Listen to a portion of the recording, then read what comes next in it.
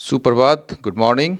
आज के the Hindu editorial में जो विश्लेषण करेंगे उसका टॉपिक है कंडीशनल ईज, यानी कि शर्तों के साथ जो ये छूट दी गई है उसके बारे में है। लेकिन उससे पहले जो है इस एडिटोरियल पर पूरी तरह से डिटेल में जाएं, हम आपको एक थोड़ा सा छोटा सा समरी इसके बारे में बताते हैं। तो आज हम एक बहुत ही गंभीर और संवेदनशील विषय पर चर्चा करने जा रहे हैं जो सीधे तौर पर हमारे देश की स्वास्थ्य व्यवस्था और दवाओं की गुणवत्ता से जुड़ा है। आज का जो हमारा विषय है वो है CDSCO। CDSCO जो है आप जानते ही हैं क्या है, यानी कि ये देखिए इसका पूरा जो मतलब है central drugs standard control organisation. ठीक है, ये है आपका ये पूरा। ओके, तो ये जो CDSCO के जो नए गाइडलाइंस आए हैं और जन विश्वास एक्ट के तहत जो अपराधों का समाधान यानी कि कंपाउंडिंग ऑफ ऑफेंसेस किया गया है। कंपाउंडिंग मतलब एक तरीके से सेटलमेंट कर देना। ठीक है, तो इसी पर आज का एडिटोरियल है। तो इसमें कुछ प्रश्न हैं जो कि आपके दिमाग में आ सकते हैं, जैसे कि क्या भारत का drug regulator ease of doing business के चक्कर में जनता की सुरक्षा से समझौता कर रहा है? क्या मामूली तकनीकी खामियों को अपराध की श्रेणी से बाहर करना सही कदम है, या फिर यह फार्मा कंपनियों के लिए पैसे दो और बचो यानी कि पे एंड पास जैसी कोई स्कीम बन गई है? आज के इस वीडियो में हम विस्तार से समझेंगे डीक्रिमिनलाइजेशन का असली मतलब क्या है, कैसे जन विश्वास एक्ट ने 1940 के ड्रग्स कानून को बदल दिया है, कंपाउंडिंग वर्सेस प्रोसिक्यूशन यानी कि कोर्ट के चक्करों के बजाय जुर्माना देकर केस रफा दफा करने के क्या फायदे और क्या बड़े जोखिम हैं, पारदर्शिता की कमी, क्यों एडिटोरियल यह चेतावनी दे रहा है कि अगर अगर आ, क्या कहेंगे उसको आप, डेटा पब्लिक नहीं किया गया तो जनता का भरोसा सिस्टम से उठ जाएगा। डेटा यानी कि जो इससे जुड़े हुए सूचना वगैरह हैं उनके उनके बारे में। तो और सुझाव जो है ये एडिटोरियल दे रहा है कैसे CDSCO को सिर्फ जुर्माना वसूलने के बजाय प्रोडक्ट रिकॉल यानी कि जो उत्पाद है उसको वापस लिए जाने का और सख्त निरीक्षण पर ध्यान देना चाहिए। अगर आप UPSC लॉ या करंट अफेयर्स की तैयारी कर रहे हैं तो ये विश्लेषण आपके लिए बहुत महत्वपूर्ण होने वाला है। चलिए बिना किसी देरी के एडिटोरियल की एक एक लाइन का गहराई से विश्लेषण शुरू करते हैं। तो ये रहा आपका कंडीशनल ईज। तो कंडीशनल ईज तो समझ ही रहे हैं, यानी कि कंडीशनल का मतलब होता है शर्तों के साथ, इसमें शर्त जुड़े हुए हैं, और ईज जो होता है वो होता है छूट। तो CDSCO का जो गाइडलाइन है यानी कि जो दिशा निर्देश या आप कह सकते हैं मार्गदर्शन भी कह सकते हैं इसको, तो शुड नॉट रिग्रेस। रिग्रेस का मतलब समझिए, रिग्रेस का मतलब होता है कोई चीज़ जो है वापस अपने जगह पर चले जाना या और बदतर हो जाना, खराब हो जाना, into a pay and pass scheme. तो CDSCO का जो यह जो गाइडलाइंस है जो कि उसी पर चर्चा जो हो रही है उसको जो है एक पे एंड पास स्कीम में नहीं बदल जाना चाहिए, ये तब्दील नहीं हो जाना चाहिए। मतलब ये अगर ऐसा हो गया तो ये और ज़्यादा खराब हो जाएगा, बदतर हो जाएगा। तो पे एंड पास स्कीम का मतलब समझिए, मान लीजिए कि कोई चीज़ आप करते हैं उसमें, जैसे कई सारे यूनिवर्सिटी हैं बिहार में भी और कई अन्य जगहों में भी, जहाँ पर जो है आप एग्ज़ाम्स वगैरह देते भी नहीं हैं और पे करते हैं और फिर पास भी कर जाते हैं। यानी कि ये तो एक साधारण सा इसका ये हो गया, मतलब कि व्याख्या हो गई। लेकिन इसमें जो है मान लीजिए कोई जुर्माना करते हैं, उसमें आप पे करते हैं और आपको अनुमोदन मिल जाती है, ठीक है ना, कि आप भैया चले जाओ, आपके लिए आप कुछ ये नहीं है। तो यही चीज़ जो है इसके बारे में बताया जा रहा है, ठीक है। लेकिन इसमें आज का जो सबसे महत्वपूर्ण शब्द जो है, जो कि मेरे ख्याल से जो सबसे महत्वपूर्ण शब्द है, जो आपको भी थोड़ा सा मतलब क्या कहेंगे अच्छा लगेगा, ये कंपाउंड है या कंपाउंडिंग है, ठीक है। और इसको समझने की कोशिश कीजिए सरल शब्दों में। अगर कंपाउंडिंग का मतलब समझना है तो इसका मतलब समझिए समझौता करके मामले को रफा दफा कर देते हैं। कानूनी भाषा में ऐसे समझें, जब कोई व्यक्ति या कंपनी कोई ऐसा अपराध करती है जो बहुत गंभीर नहीं है, जैसे कि हत्या या डकैती नहीं है, तो कानून उसे एक मौका देता है कि वह अदालत में लंबा मुकदमा लड़ने और जेल जाने के बजाय जुर्माना भरकर उस मामले को वहीं ख़त्म कर दे। इसे एक आसान उदाहरण से समझते हैं, चलिए देखते हैं। मान लीजिए कि आप ट्रैफिक सिग्नल में दो सिचुएशन है आपके पास। पहला सिचुएशन में जो है आपने सिग्नल तोड़ा, पुलिस आपको कोर्ट ले गई और वहाँ जज के सामने सुनवाई हुई और फिर आपको सज़ा मिली। इसमें समय और पैसा दोनों बर्बाद हुए। लेकिन सिचुएशन जो दो है या बी है, उसमें जो है कंपाउंडिंग होता है। पहला सिचुएशन में प्रोसिक्यूशन हुआ और दूसरे में कंपाउंडिंग हुआ, समझौता। आपने सिग्नल तोड़ा, ट्रैफिक पुलिस ने आपका चालान काटा, आपने वहीं जुर्माना भरा और मामला खत्म। न कोर्ट जाने की जरूरत पड़ी, न ही आपके रिकॉर्ड पर आपराधिक मामला दर्ज हुआ। यही कंपाउंडिंग है। तो समझ गए कंपाउंडिंग। लेकिन CDSCO और दवाओं के मामले में इसका क्या मतलब है? मान लीजिए एक दवा कंपनी ने अपनी फाइल में कोई छोटी सी जानकारी गलत लिख दी है या रिकॉर्ड रखने में मामूली गलती कर दी।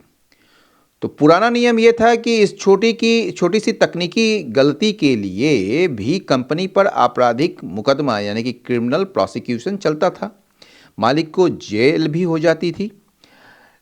नया नियम जो कंपाउंडिंग है, उसमें क्या है कि अगर गलती मामूली है जिससे किसी को जान का खतरा ना हो, तो कंपनी CDSCO को आवेदन करेगी। ठीक है, CDSCO कहेगा ठीक है, आप 5 लाख जुर्माना भरिए और हम ये केस बंद कर देते हैं। इससे कंपनी को इम्यूनिटी फ्रॉम प्रोसिक्यूशन यानी कि मुकदमे से मुक्ति मिल जाती है। कंपाउंडिंग की 3 बातें हैं, मुख्य बातें। एक तो अदालत के बाहर समाधान हो जाता है, यानी कि मामला जज के पास जाने से पहले ही निपट जाता है। दूसरा है जुर्माना ही सजा है, इसमें जेल नहीं होती, सिर्फ आर्थिक दंड लगता है। और तीसरा जो है सिर्फ छोटे अपराधों के लिए। ध्यान रहे, अगर दवा नकली यानी कि स्प्यूरियस है या जहरीली या एडल्ट्रेटेड है, तो जिससे किसी की भी मौत हो सकती है, तो उसका कंपाउंडिंग नहीं हो सकता, उसके लिए जेल जाना ही होगा आपको। तो एक लाइन में सारांश में यही समझिए कि अपनी गलती मानकर जुर्माना भरना और कानूनी कार्रवाई को वहीं रुकवा देना ही कंपाउंडिंग है। तो मेरे ख्याल से अब आपका जो ये कॉन्सेप्ट है कंपाउंडिंग को लेकर, ये क्लियर हो गया होगा। ठीक है, तो चलिए CDSCO का जो गाइडलाइन है, शुड नॉट रिग्रेस इनटू पे एंड पास स्कीम, अभी आपको बता ही थे। द न्यू गाइडलाइंस, ये जो नया दिशा निर्देश है, गाइडलाइंस है, ठीक है, गाइडलाइंस ही पढ़ेंगे। To compound minor drugs violation, यानी कि जो माइनर छोटे मोटे जो ड्रग वायलेशंस होते हैं, ठीक है ना, उल्लंघन होते हैं, that the central drugs standard control organisation has released, जिसको कि ये दैट जो है क्लॉज है, रिलेटिव क्लॉज है, जिसके वो जो बता रहा है कि ये जो माइनर ड्रग वायलेशंस जो है, ठीक है ना, जिसके लिए जो नया दिशा निर्देश निकले हैं, जिसको कि ये आपका यहाँ पर ऑब्जेक्ट है, लेकिन ये ऑब्जेक्ट है इस रिलेटिव क्लॉज का, लेकिन ये एक्चुअल में क्या है, ये सब्जेक्ट है इस पूरे सेंटेंस का। ठीक है, यानी कि ये सेंटेंस का न्यू गाइडलाइंस जो है, इसका आपका अगर वर्ब देखेंगे, मेन वर्ब, तो ये ऑपरेशनलाइज्ड है। ठीक है, तो आप क्लॉज से जोड़ नहीं सकते। मेन क्लॉज का जो यानी कि मेन सेंटेंस का जो सब्जेक्ट है वो न्यू गाइडलाइंस है, और जिसके बारे में रिलेटिव क्लॉज के थ्रू आप बता रहे हैं, एडिशनल इन्फॉर्मेशन दे रहे हैं कि CDSCO जो है इस गाइडलाइंस को जारी किया है, और इसके तहत जो है ना ऑपरेशनलाइज, ये न्यू गाइडलाइंस जो है ना ऑपरेशनलाइज करता है। अच्छा, मैंने आपको जो है वर्ड्स बताना भूल गया, तो आप पहले वर्ड्स देख लेते हैं एक बार। चलिए, बीच में ही हमने जो है वो ये हो गया, मतलब कि थोड़ी सी मैं बह गया उस पर बताने के चक्कर में। तो ब्रीच का मतलब होता है an act of breaking or failing to observe a law, ठीक है, या एग्रीमेंट और कोड, यानी कानून, समझौते या संहिता या उल्लंघन या पालन न करना, ब्रीच करना। ब्रीच ऑफ कॉन्ट्रैक्ट होता है ना, ठीक है, जो कॉन्ट्रैक्ट का पालन नहीं किया गया उसमें, तो ये साइनो है इसका और ये एंटो है, ये दोनों देख लीजिएगा आप लोग। आपको जो है ये सारे पीडीएफ जो है वो आपको इंग्लिश विद अमिताभ आनंद के नाम से जो टेलीग्राम चैनल है उसमें आपको मिल जाएंगे। कंपाउंडिंग का तो अभी जस्ट आपको बताया ही है, ठीक है। कंप्लाइंस जो है, कंप्लाइंस का जो मतलब होता है वो the act of following rules, यानी कि कंप्लाई से बना है, COMPLY से बना है कंप्लायंस, ठीक है। COMPLY जो होता है वो वर्ब होता है और ये जो है आपका नाउन है, यानी कि नियमों, कानूनों या दिशा निर्देशों का पालन करना, दैट इज कंप्लायंस, ठीक है। इसका आपको साइनो आप देख लीजिएगा और ये एंटो भी देख लीजिएगा। कॉन्ट्रावेंशन का मतलब होता है, ठीक है, उसका उल्टा, वायलेशन और ब्रीच ऑफ ए लॉ या रूल और एग्रीमेंट, कानून, नियम या समझौते का उल्लंघन या तोड़ना, ठीक है ना, वायलेशन जिसको कह सकते हैं। करेक्टिव का मतलब सुधारात्मक, ठीक है ना, इंटेंडेड टू करेक्ट और रेक्टिफाई समथिंग, यानी कि गलत को सुधारने या ठीक करने के लिए जो होता है। आपका साइनो और एंटो यहाँ पर है। क्रिमिनलाइजेशन मतलब कि क्रिमिनल से बना है और क्रिमिनलाइजेशन का मतलब होता है किसी चीज़ को आपराधिक, ठीक है, या आपराधिकरण करना, ठीक है ना। डीक्रिमिनलाइजिंग मतलब कि आपराधिकरण को मुक्त करना उससे, मतलब कि अपराध को आपराधिक दंड से मुक्त करना। Removing criminal penalties from an offence, यानी कि कोई अपराध करते हैं तो उससे जो है जो क्रिमिनल पेनाल्टीज लगता है, उस दंड जो लगता है उसको हटाना। Often replacing them with fines, और प्राय जो है उसमें क्या करते हैं, जुर्माना लगाते हैं, ठीक है। इसका बगल में जो है साइनो एंटो दोनों दिया हुआ है, ये सब जरूर देख लीजिएगा एक बार। डिटरेंस का मतलब होता है कोई भी काम जो करते हैं जिससे आप किसी व्यक्ति को हतोत्साहित करते हैं कि वो काम ना करें, यानी कि the act of discouraging wrong doing by fear of consequences, यानी कि डिटर करते हैं कि परिणाम जो है बहुत बुरा होगा अगर आप ये काम करेंगे, तो इससे वो डर जाते हैं, तो डिटर करते हैं। तो गलत कार्य से रोकने के लिए, डर पैदा करना, रोकने के लिए, याद रखिएगा, रोकने के लिए, ठीक है, डिटरेंस होता है। डायरर का जो मतलब होता है मोर सीरियस या टेरेबल, अधिक गंभीर या भयानक या तत्काल, ठीक है, डायर से बना है ये डायरर। डिस्क्रिशन का मतलब विवेक या निर्णय लेने की शक्ति, the power or right to decide according to one's judgement, आपका जो जजमेंट है, आपका जो सोच है, आपका जो मतलब कोई भी चीज़ जो विवेक है उसके अनुसार जो है आप, मतलब आपका जो शक्ति है या अधिकार है उसी के अनुसार आप निर्णय लेते हैं, तो ये डिस्क्रिशन होता है। ड्यूरेबल मतलब कि जो कि टिकना, जो लंबे समय तक जो टिकाऊ होता है, अस्थाई जिसको कह सकते हैं। नो, उसके बाद कुछ था इम्यूनिटी, इम्यूनिटी मतलब किसी चीज़ से प्रोटेक्शन मिलता, प्रोटेक्शन फ्रॉम लीगल प्रोसिक्यूशन, ठीक है। लिटिगेटिंग का जो मतलब होता है अदालत में मुकदमा लड़ना या फिर कानूनी कार्रवाई में शामिल होना, engaging in a lawsuit और legal proceedings in court, okay. साइनो एंटो देखते चलिएगा इसका। नॉन कॉम्प्लायंस यानी कि failing to act according to rules, यानी कि नियमों या कानूनों या मानकों के अनुसार कार्य न करना, ठीक है। ऑपरेशनलाइज का मतलब होता है इम्प्लीमेंट करना, to put into practical operation और make functional in real use, किसी योजना या बदलाव को व्यवहारिक रूप से लागू करना, ठीक है। पिटफॉल्स जो होता है वो हिडन डेंजर्स होता है या कमियां कह सकते हैं आप, ठीक है, छिपे खतरे, जोखिम या जाल जो असफलता का कारण बन सकते हैं, कमियां आपकी। प्रिवेंटिव का मतलब रोकथाम करने वाला, जो प्रिवेंटिव एक्शन लेते हैं, किसी अनचाही चीज़ को होने से रोकने के लिए डिज़ाइन किया गया है जो होता है। प्रोसिक्यूशन का मतलब होता है किसी के खिलाफ कानूनी कार्रवाई शुरू करना और चलाना, the institution and conduct of legal proceedings against someone. Rationalising का मतलब कोई चीज़ को तर्क संगत बनाना या उसको उचित मतलब कि बनाना एक तरीके से, making something more logical, efficient और रीजनेबल। रिडैक्टेड का मतलब होता है एडिटेड और सेंसर्ड, खास करके तब जब आप जो है उसमें जो संवेदनशील अगर कोई चीज़ हो उसको हटाने के लिए उसको एडिट कर देते हैं तो उसको रिडैक्टेड कहते हैं, ठीक है। सेंसर्ड भी कहते हैं उसको। रिग्रेस का मतलब to go back to a worse or earlier condition, मतलब और ज़्यादा खराब हो जाना या फिर पहले के कंडीशन में चले जाना, ठीक है, पीछे हटना, खराब स्थिति में वापस जाना।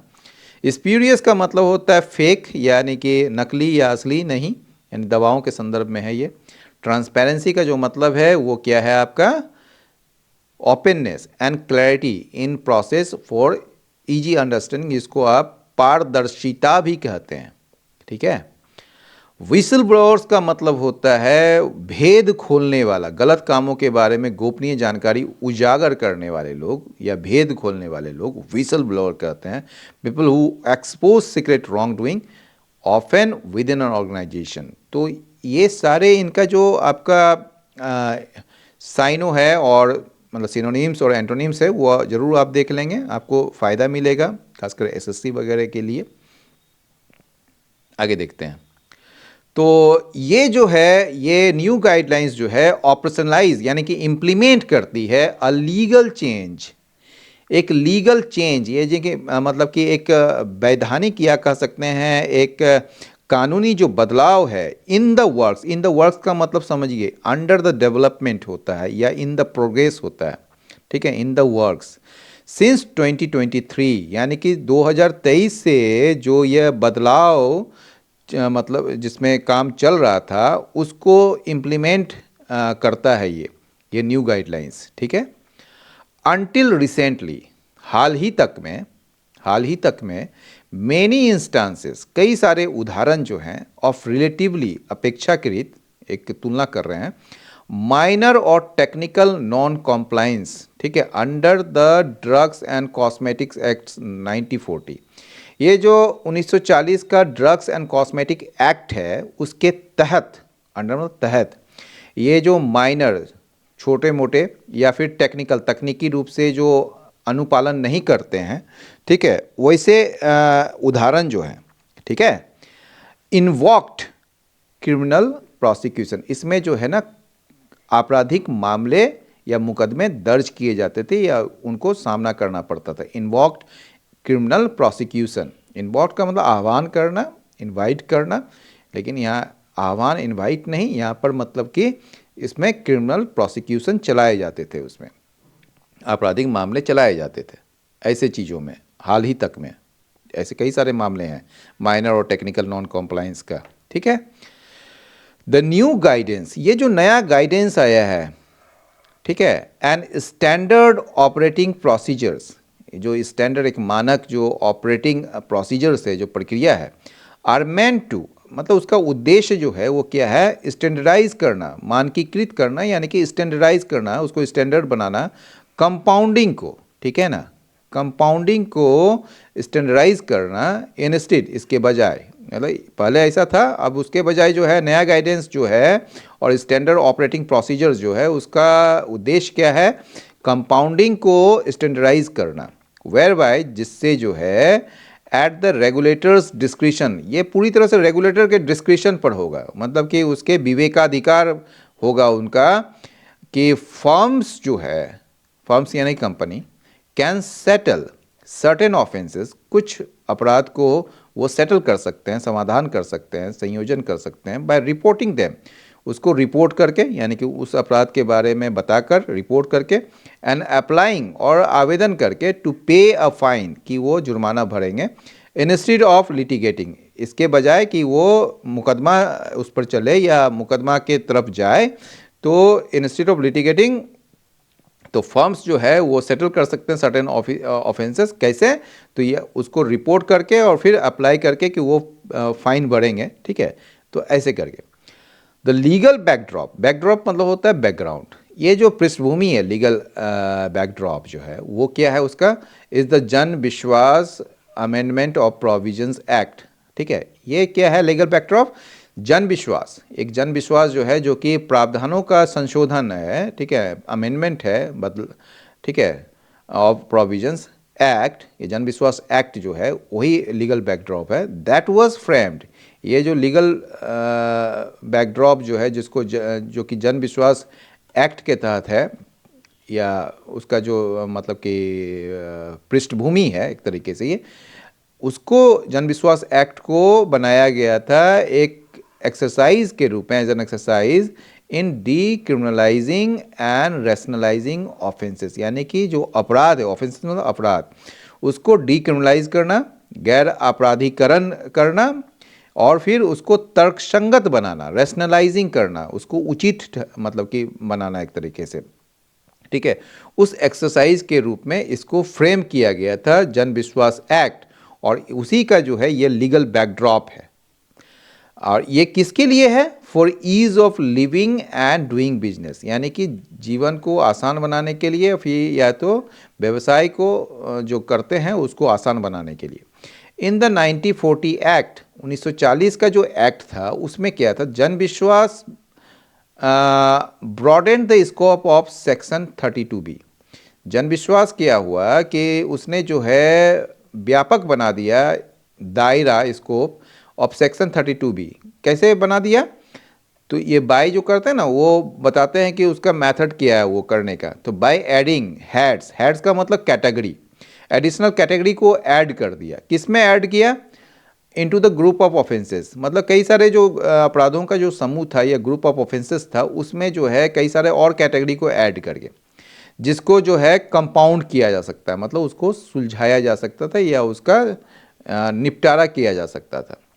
दिस नाउ इंक्लूड्स, इसमें जो है अब सम्मिलित है making a drug to sell और distribute in breach of the 1940 act, यानी कि 1940 का एक्ट के उल्लंघन में जो आप ड्रग बनाते हैं, यानी कि दवाई बनाते हैं सेल के लिए या फिर उसको वितरित करने के लिए, वो भी शामिल है इसमें। बट नॉट कवर्ड, लेकिन ये जो है इसमें ये कवर्ड नहीं किया गया है सेक्शन 27AC के द्वारा। इसका एक सेक्शन 27AC है, वो उसमें ये कवर्ड नहीं किया गया। एंड स्टॉकिंग और exhibiting such a non spurious और non adulterated drugs among others. और कहा जा रहा है, इसको फिर से समझिए।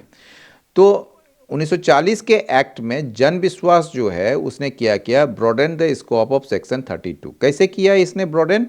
Bye adding heads into the group of offences, उन ग्रुप में शामिल करके और कैटेगरी को जिसको कि कंपाउंड किया जा सकता था। अब इसके वजह से क्या हो? दिस नाउ इंक्लूड्स, इसमें जो शामिल हो गया making a drug to sell और distribute in breach of 1940 act, ठीक है। 1940 का जो एक्ट है उसके उल्लंघन में ये जो आप दवाई को बना रहे हैं बेचने के लिए और वितरित करने के लिए, ठीक है, लेकिन यह जो है but not covered by the it's section, लेकिन इसका जो सेक्शन 27 है, जिसको AC से A से लेकर C तक, उसमें इसको कवर नहीं किया गया, उसमें इसको जो है ना मतलब कि सम्मिलित नहीं किया गया है।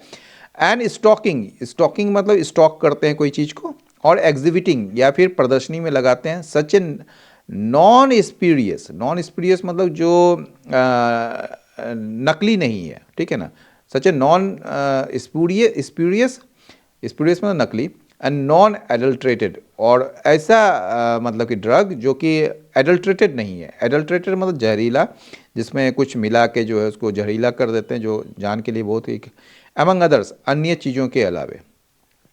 If compounding is granted and paid for, यदि कंपाउंडिंग जो है, कंपाउंडिंग मतलब समझ ही गए थे आप, इज ग्रांटेड, वो प्रदान कर दिया जाता है और उसके लिए पे भी कर दिया जाता है, ठीक है। तो इसका जो मेन बेनिफिट है, की बेनिफिट जो है वो क्या है? इम्यूनिटी फ्रॉम प्रोसिक्यूशन, यानी कि आप पर जो है मुकदमा से आप बच जाते हैं, इम्यूनिटी मिल जाती है आपको, इम्यूनिटी मतलब protection from prosecution for that case, ठीक है, उस केस के लिए, उस मामले के लिए, subject to conditions. Subject to condition मतलब ये जो केस जो है उसके उस मामले में आप इम्यूनिटी से तो बच जाते, मतलब कि प्रोसिक्यूशन से तो बच जाते हैं, जो कि अधीन होता है किसके? शर्तों के अधीन है, सब्जेक्ट टू कंडीशन, ठीक है ना। This change is for the better, ये जो बदलाव है ये बेहतर के लिए है, लेकिन कब? जब इफ द रेगुलेटरी एपरेटस, अगर ये जो नियामक जो तंत्र हैं, एपरेटस हैं, वो लागू करते हैं इसे, ठीक है, इन गुड फेथ, सही विश्वास में, यानी कि आप एक सब कुछ पारदर्शिता के दायरे में रखते हुए या लोगों को विश्वास में लेते हुए अगर आप इसको इम्प्लीमेंट करते हैं तो ये बेहतर के लिए है ये change.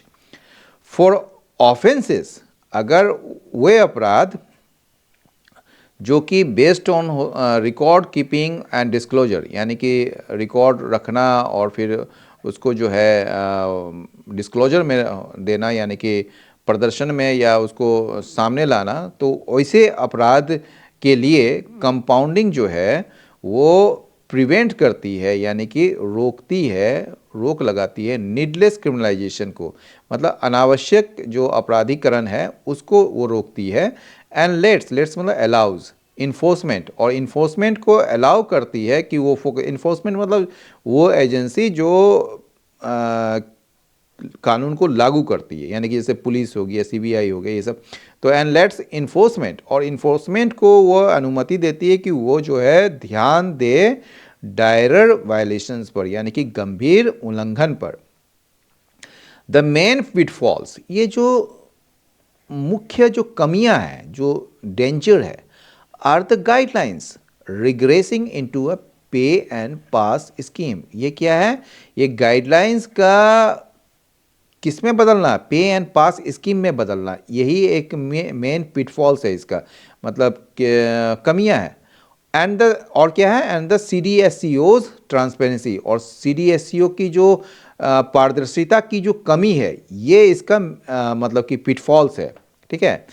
Firms can seek, firms यानी कंपनियां जो है वो क्या कर सकती है? कंपाउंडिंग का मांग कर सकती है या ले सकती है बिफोर और आफ्टर प्रोसिक्यूशन, यानी कि मुकदमे से पहले या मुकदमे के बाद भी ये क्या कर सकती है? कंपाउंडिंग की मांग कर सकती है।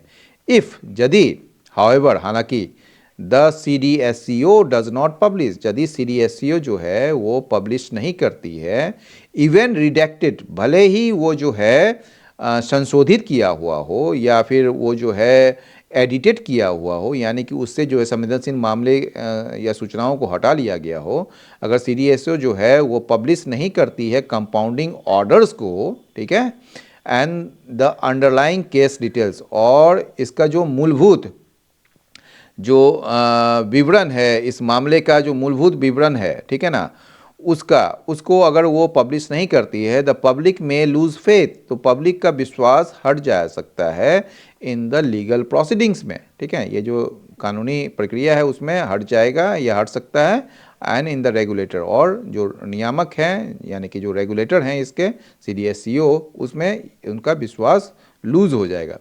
Even if repeat offenders can not avail of the benefit, कहा गया है कि इवन इफ रिपीट ऑफेंडर्स, जो बार बार अपराध करने वाले जो कंपनी है या व्यक्ति है, cannot avail of the benefit, भले ही इवन भले ही जो रिपीट ऑफेंडर्स जो है वो इसका मतलब कि कैनॉट अवेल का मतलब उसका लाभ नहीं ले सकता है इस बेनिफिट का।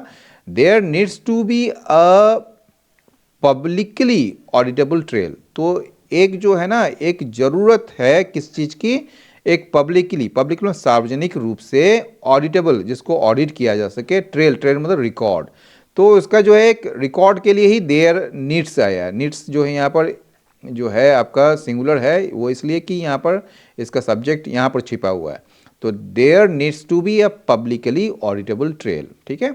द गाइडेंस इम्फेसिस, इस गाइडेंस का जो जोर है, जो इस जोर डाल रही है किस पर? ऑन डिस्क्रिशन पर एंड कंडीशन पर। ठीक है, यानी कि जो आपका विवेकाधिकार है और जो शर्तें हैं उस पर जो इसका जोर है।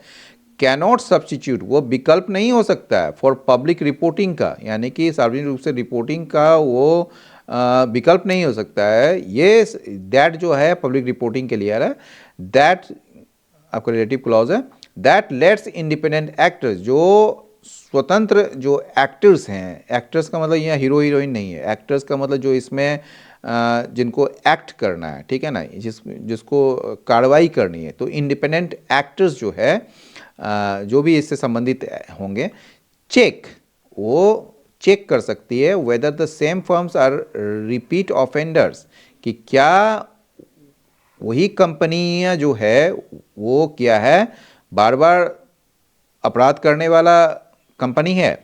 तो ये उसको चेक करने की आज़ादी देती है या अनुमति देती है पब्लिक रिपोर्टिंग। सिमिलरली, इसी तरह द पब्लिश्ड प्रोसेस, ये जो पब्लिश्ड प्रोसेस है, डज नॉट क्रिएट रूम, ये क्रिएट रूम का मतलब समझिए, रूम का मतलब यहाँ पर एक तो रूम का मतलब स्पेस होता है, याद रखिएगा, रूम का मतलब कमरा नहीं है यहाँ पर। तो डज नॉट क्रिएट रूम का मतलब, टू क्रिएट रूम का मतलब होता है टू क्रिएट अपॉर्चुनिटी, यानी कि अवसर पैदा करना, ठीक है ना। तो ये जो पब्लिश प्रोसेस जो है ये क्या है, इसी तरह ये पब्लिश प्रोसेस जो कि पब्लिश किया गया प्रोसेस जो है, प्रक्रिया जो है, ये अवसर नहीं प्रदान करता है कंज्यूमर ग्रुप्स को या फिर विसल ब्लोअर्स को, वो जो भेद खोलते हैं, टू मेक रिप्रेजेंटेशन, अपनी बात कह सके, ठीक है ना, to make representation before immunity is granted, इससे पहले कि उसको छूट दे दी जाए, उसके पहले इसके पास कोई अवसर नहीं होता है, कोई मौका नहीं होता है कि वो अपनी बात कह सके। तो ये चीज़ जो है ये बता रहा है एडिटोरियल। नेक्स्ट अगला जो है, या द वे द एरर्स, जिस तरीके से ये जो एरर्स है, जो चूक है, दैट कैन बी कंपाउंड, जिसको सेटलमेंट किया जा सकता है, are written, the errors are written, ठीक है ना, the way the errors are written, जिस तरीके से जो एरर्स लिखे जाते हैं या किए जाते हैं, इज ब्रॉड एनफ, यानी कि the way the errors that can be compound are written is broad enough, वो काफ़ी एडजेक्टिव है और एडवर्ब है यहाँ पर, ठीक है ना, ब्रॉड एडजेक्टिव हो गया या एडवर्ब, मतलब इतना ज़्यादा, इतना काफ़ी है इन प्रैक्टिस, व्यवहार में, कि ये जो है कवर करती है वाइड रेंज ऑफ बिहेवियर्स, कई सारे जो बिहेवियर्स हैं इसके, ठीक है, जैसे कि from lapses in paper work, यानी कि जो चूक होती है कागजी कार्रवाई में, वहाँ से लेकर मोर सब्सटेंटिव कंप्लायंस फेलियर्स, यानी कि कहीं ज़्यादा गंभीर जो कंप्लायंस जो फेलियर्स होते हैं, यानी कि जिस कंप्लाई करने में आपकी असफलता जो होती है, विफलता जो होती है, वहाँ तक तो ये बिहेवियर्स को ये कवर करती है। If the compounding fines are also set too low, अगर कंपाउंडिंग फाइन्स को जो है वो निर्धारित कर दिया जाता है बहुत ही कम, और अप्लाइड किया जाता है इनकंसिस्टेंटली, मतलब कि मतलब लगातार नहीं, गैर संगत कह सकते हैं, या असंगत तरीके से इसको जो है अप्लाई किया जाता है, मतलब इस्तेमाल किया जाता है, या फिर यूज़ किया जाता है रूटीनली, नियमित रूप से भले यूज़ किया जाता है in place of deterrence, deterrence के जगह पर इसकी जो है इसको रूटीनली यूज़ किया जाता है। तो अगर ऐसा किया जाता है कंपाउंडिंग फाइन्स का, तो कंप्लायंस विल ओनली फॉल्टर, तो कंप्लायंस क्या होगा, मतलब लोग जो है कंप्लाई नहीं करेंगे, यानी कि कानून का मतलब कि एक तरीके से उसका पालन नहीं करेंगे, वो तो मतलब चाहेंगे कि गलती हो जाए और फिर हम पैसा दे के अपना वरी हो जाए, ठीक है ना।